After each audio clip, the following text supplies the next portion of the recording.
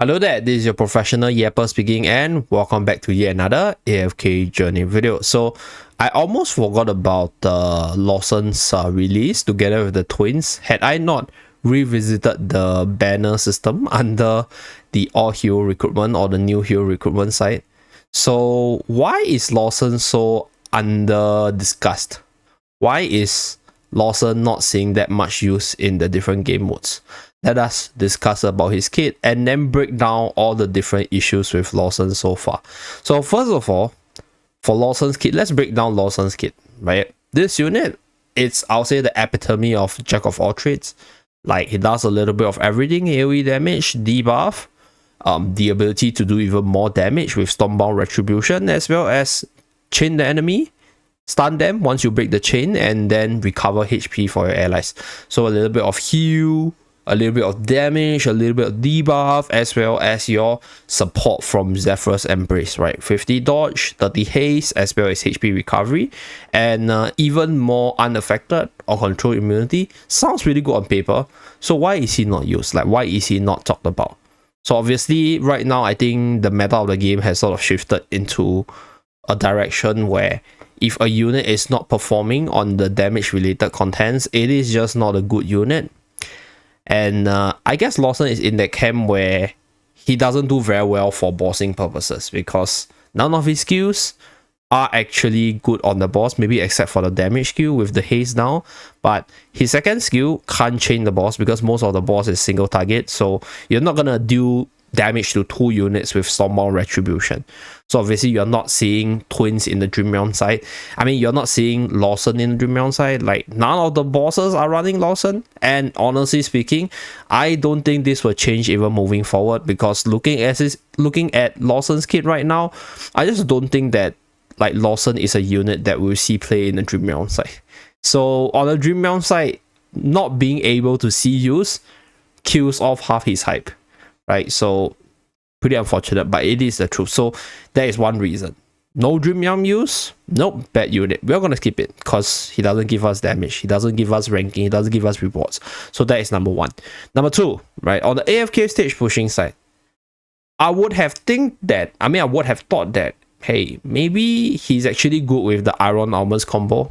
But I'll use this battle to showcase the reason why he's not, right? So yeah, let's just run this battle and then talk about why Lorson is not so good here. So just now we discussed like Lorson's kit being very synergistic to his Stormbound Retribution. So you kind of need to link a lot of enemies a few times for this unit to be truly good. Right, you do have Zephyr's Embrace, which can protect your weakest ally or your frontmost ally to increase survival. You do have a really good AoE ultimate, which reduces the haste of the enemy, but you are not going to proc Stormbound Retribution as much. Right, at least the debuff portion or the EX weapon portion of the skill, because against deficit pushers or against units which are a lot stronger than you are not going to burst them down that quickly. The reason why Iron Armors combo works is because of the control to lead you to subsequent control chains, as well as cycling of your skills for you to bring the enemy down eventually. But for Lorson's kit, he doesn't work in that, control-centric lineup. He works more so in a burst type of lineup. So this is where, when you actually run him in your Iron Armors comp, he doesn't work as well, because you're not going to burst people down as fast. And then when you think about the Mauler comp, which is another really popular comp, it is also not a comp that burst people down. Like, it is also like, okay, draw the battle and then let OD build up damage before you actually bring the enemy down. And for the likes of Tasi team, not the fastest team as well. And for the likes of even, for example, like your Graveborn teams, also not the fastest to burst people down. So like, none of the teams on paper would have fit Lorson. Right now, the teams that would have fit Lorson is fitting Lorson right now because of how deficit stages work. You just don't burst people fast enough, and then you lose you have very little efficiency on 2 of the most important ability on Lorson. So that's one of the reasons why you don't see him a lot in AFK stages. But there's definitely some, I'll say, good news for Lorson, and that is I think there are quite a few team up types that fit with Lorson. Specifically, any teams that is able to burst the enemy down or deliver AoE damage while bursting the enemy down has insane synergy with Lorson. So right here we do have a few replays which we are going to run through and talk about Lorson's abilities in those teams. So first of all, this is a team where we run Dan and Dino with Lorson in the team, and Lorson's role is to chain the enemy with Stormbound Retribution such that when Dino is hitting multiple enemies, the units that are chained together will take double the damage based on the Retribution ability. And then from there, because Dan and Dino comp is a very burst heavy comp, you will be able to burst the enemy down to trigger the Turbulence Resurgence for you to get the additional heal to allow your carries as well as your whole team to survive better while providing the stun. And on top of that, if let's say your Dino is targeted by the opponent, the Zephyrus Embrace will be able to provide a temporary buff for Dino to get the stat buff itself. So that's the synergy with Lorson as well as the Dino over here. So without further ado, let's run through the replay.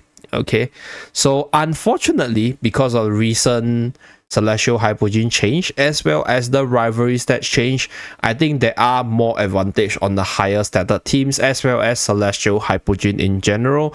So personally speaking, I think Lorson definitely is a good unit addition to this team, because even in normal arena, Dino functions really well with most, I'll say, like wildest character, like for example your Damien, for example like Laika. So along the line of adding another wildest doesn't affect your fractional bonus, and you are able to still get the maximum buff if Lorson's buff does fall on Dino while providing for the additional damage with the debuff ability. So generally speaking, I think Dino is probably the strongest setup with this Lorson, but the Iron Armor's comp definitely still works as well. So this is one of the replays. Basically, as a unit, right, Lorson is able to make your other carries a lot better. So I think this is a fair comparison between the tiers, with multiple Paragon units together with Lorson at the lower tier and Reina at the lower tier itself. So this is with regards to the Dan and Dino team.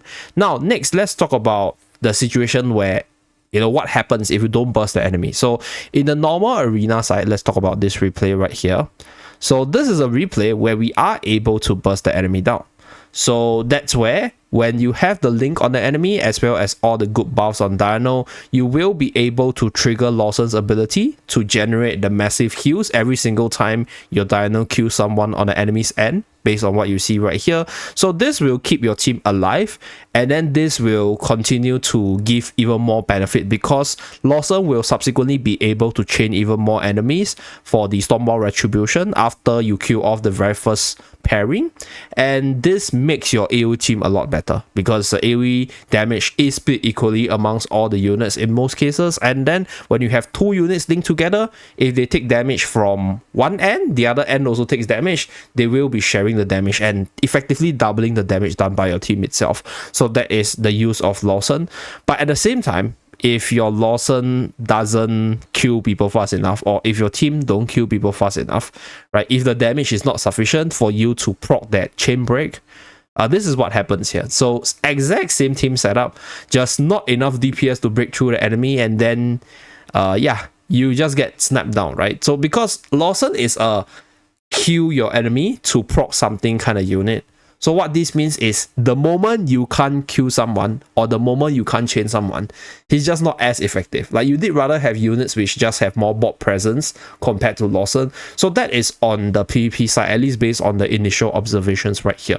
So is Lorson a bad unit? Personally speaking, I wouldn't say he's really bad. He definitely has some users compared to like the likes of Luca, maybe compared to the likes of maybe like Valen or Kafra, but he is in a spot where there is just no game modes where he sees users.